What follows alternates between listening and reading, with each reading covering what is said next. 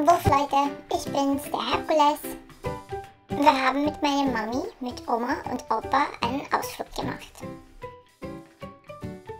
Während die Menschen gemütlich geplaudert haben, habe ich ein ganz seltsames Wesen entdeckt.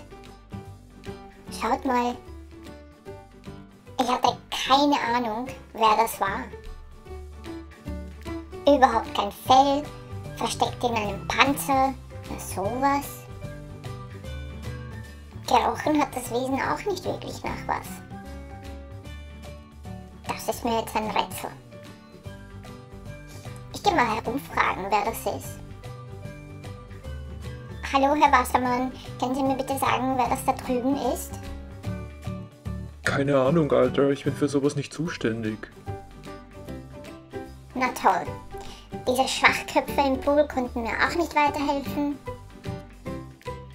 Da drüben habe ich auch keinen gefunden.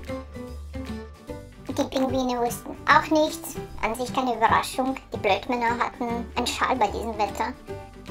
Hallo, kann mir jemand sagen, was das für ein Wesen da draußen im Garten ist?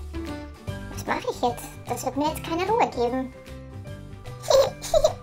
Er ist nicht der Hellste, oder? Ich bin doch eine Schildkröte. Hättest mich direkt gefragt, du Schwachkopf. Hunde. Vergiss nicht, meinem Video ein Pfötchen hochzugeben und Mamis Kanal zu abonnieren.